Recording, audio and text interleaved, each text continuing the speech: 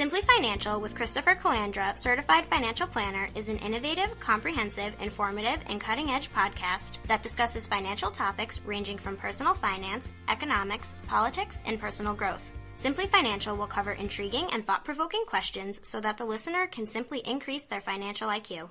Welcome to this episode of the Simply Financial podcast. We are doing episode number 18 of season 3.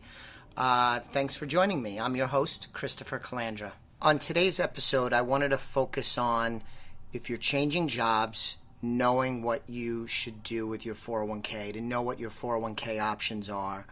So let's start out with what will you be entitled to? You're entitled to a distribution of your vested balance. So vested is one of those financial terms that get thrown around, and it's good job security for financial planners like myself. But if you just substitute the word ownership for vested, it'll make a lot of sense quite easily. Vested equals ownership. So you'll be entitled to a distribution of your vested balance, or the balance that you own. If you're contributing to a company retirement plan and you're putting your own money into the plan through payroll deductions, that's always 100% vested.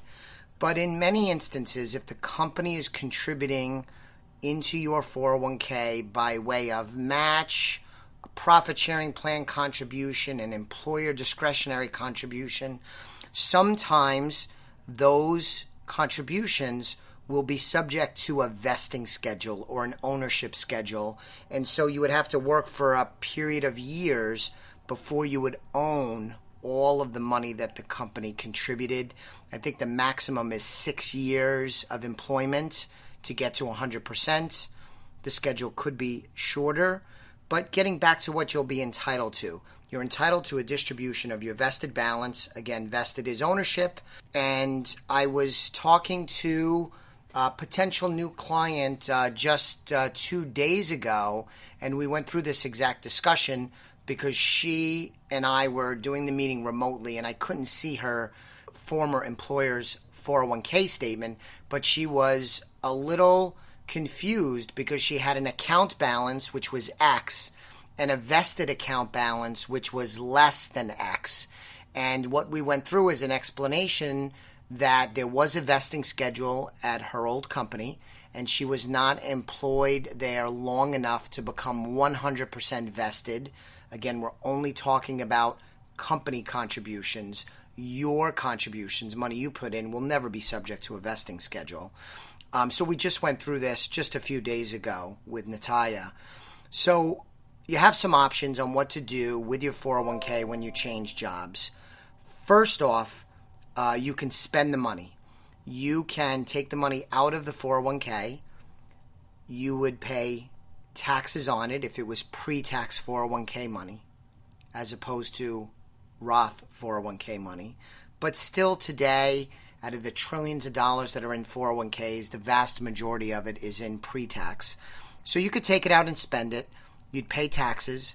According to the IRS, if you're under the age of 59 and a half, you're not retirement age. So in most instances, if you take money out of the 401k for purposes of spending it, you're under age 59 and a half, you would be subject to a 10% IRS penalty. Guys, if you're listening to this, don't spend it. It's really not a good idea if you're under age 59 and a half. I find it crazy that the number one thing that people do when they take money out of the 401k and they pay taxes on it and they pay the IRS penalty is to buy a car. It's just crazy to invade your retirement account, pay Uncle Sam, possibly pay the state income tax if your state has one. We do here where I reside in Connecticut. So you're going to pay federal tax, maybe state tax. You're going to pay a 10% penalty so that you can buy a car that goes down in value. Really bad idea. But option number one is you can spend the money. Option number two is if your balance is over $5,000 in a 401k, you're guaranteed to be allowed to leave it in your employer-sponsored plan unless your company terminates the 401k plan. So this is common sense. If you work for XYZ company and they have a 401k. If they ever decided to close up the 401k, you would be forced out. But short of that, if you have over $5,000, you can leave it in your old employer plan. They cannot force you out. If your balance is under $5,000, the company does have the legal option to force you out of the plan and make you take your money out of the plan. Now, your old employer, if you have less than $5,000, maybe they'll force you out, maybe not. But if you have over $5,000, you could certainly leave it there. Most people don't do that.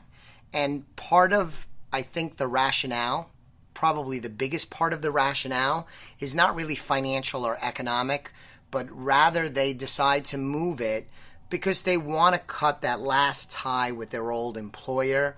I have a close friend and a client that recently was let go of a company. She kind of has raw feelings about it, doesn't feel like she was treated particularly well, and she's going to move her money from the 401k.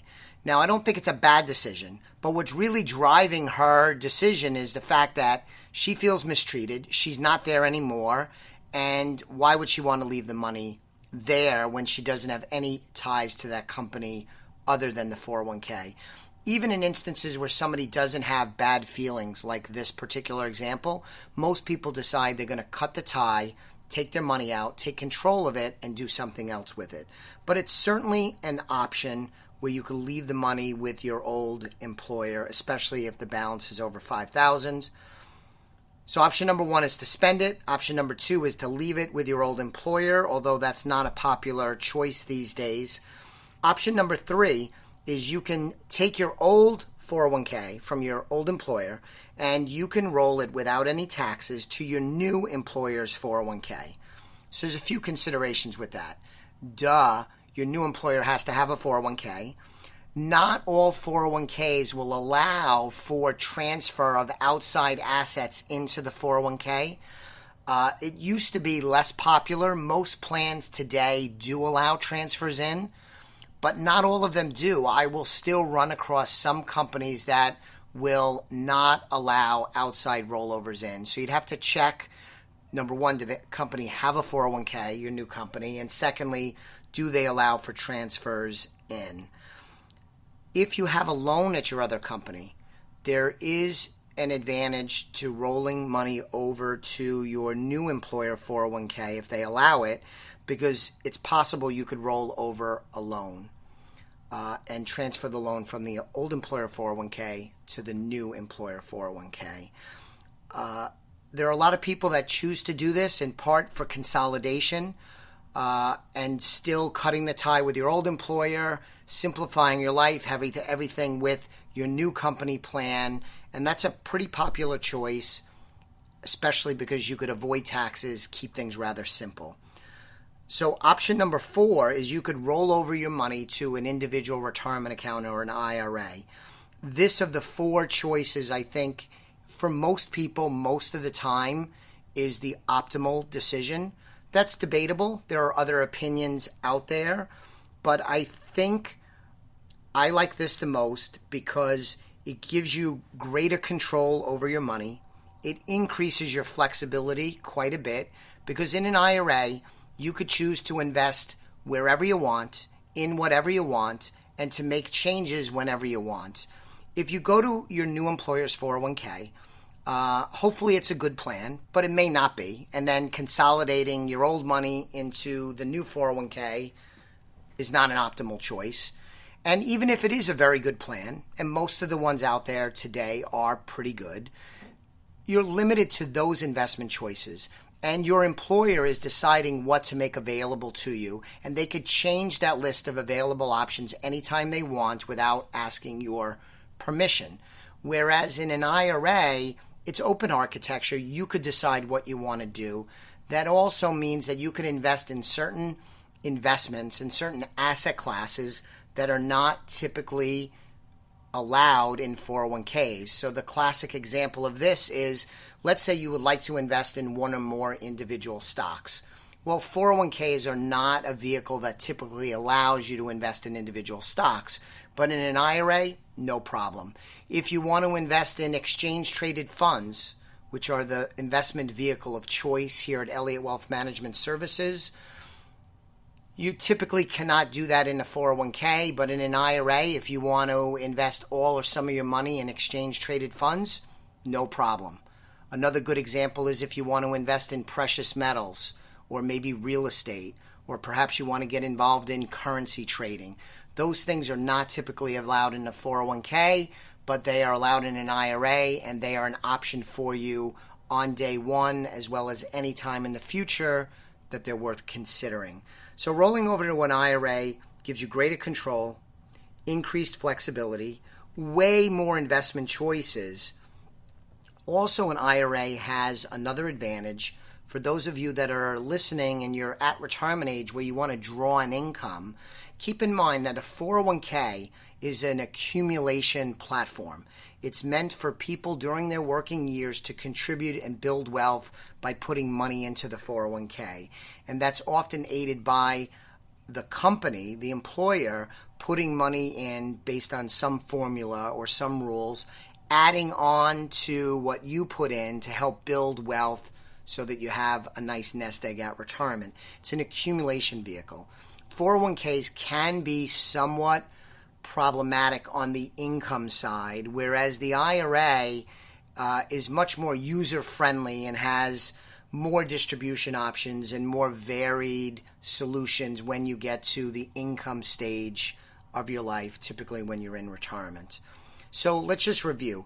Option one, you could spend it, but you're probably going to pay taxes. If you're under 59 and a half, you're going to probably pay a penalty.